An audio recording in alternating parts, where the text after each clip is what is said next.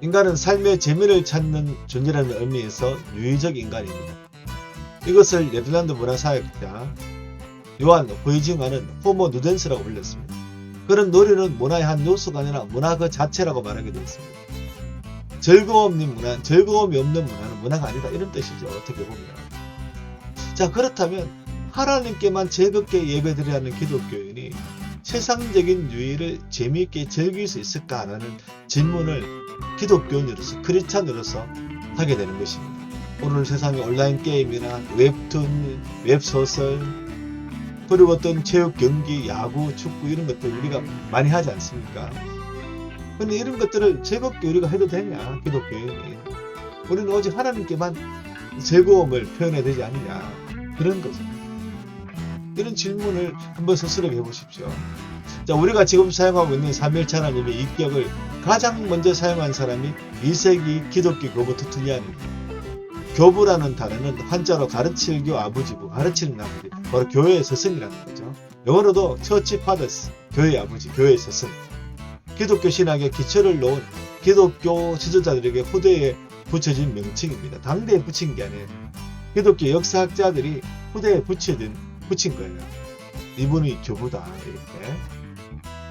터툴리안은 순교자들이 보여준 믿음에 감동받아서 순교자들이 기쁨으로 순교하는 거예요. 예수 그리스도의 이름을 부인하지 않고 기쁨으로 하고, 죽을 때 또 원수, 자기를 죽이는 사람을 또 원수로 대하는 것을 정말 사랑하고 섬기고 기도해 주니까 그게 감동받은 거예요. 그래서 기독교인이 되었습니다. 그래 이런 말을 합니다. 순교자의 피는 교회의 씨앗이다. 그리고 헬라 철학의 합리적 이성으로는 하나님을 믿는 일을 알 수 없다는 뜻으로 예루살렘과 아테네가 무슨 상관입니까? 성경의 중심지 예루살렘, 또 철학의 중심지 아테네. 그러니까 성경과 철학은 전혀 상관이 없다, 이런 말을 남겼어요. 이 말은 또 이렇게도 해석이 됩니다. 이해할 수 없기에 믿는 것이 아니라 믿으니까 이해가 된다. 그러니까 믿음이 먼저고 그 다음에 이성이다. 이성이 먼저가 아니다. 한번 믿어봐라. 그럼 믿어진다. 또한 터툴리안은 기독교인들은 대중 오락이나 공연 관람을 해서는 안 된다고 가르치기도 했습니다. 오늘 우리가 다루는 주제가 여기 있죠.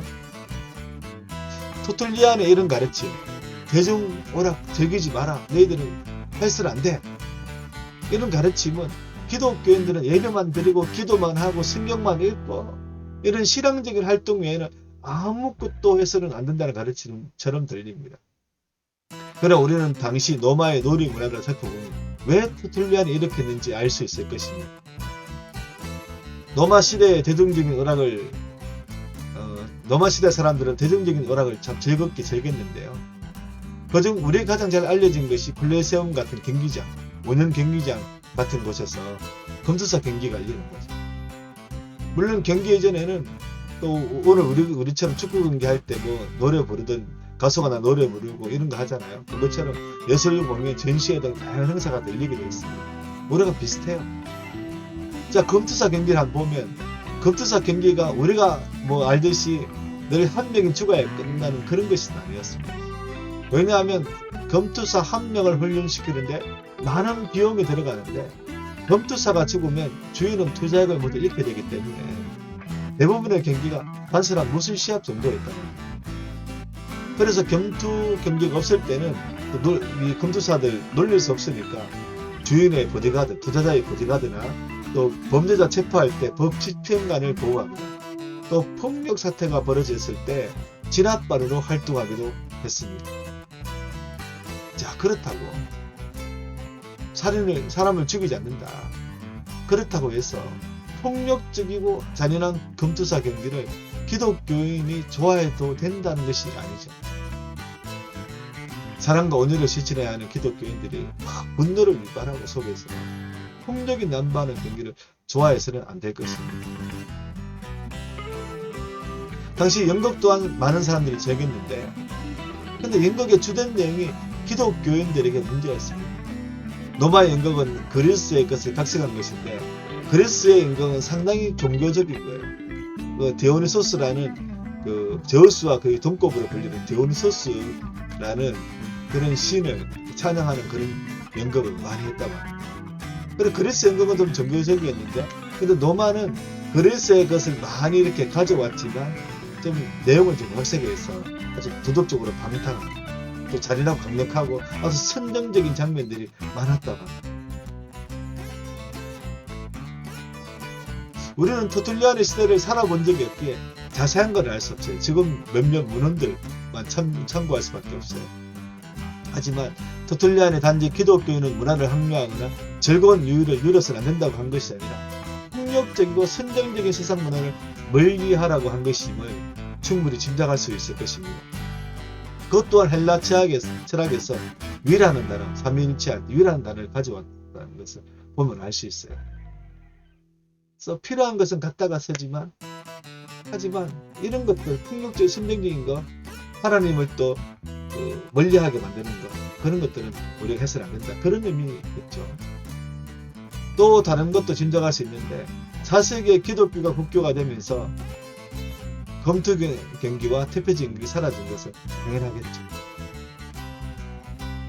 중세시대 10세기까지는 대중 연극이 금지되다가 이후 성당의 미사 행사에서 종교적인 것, 어떤 성경의 내용을 각색하는 것, 또 어떤 성인에 대한 이야기들, 이런 것들이 공연되기 시작했습니다.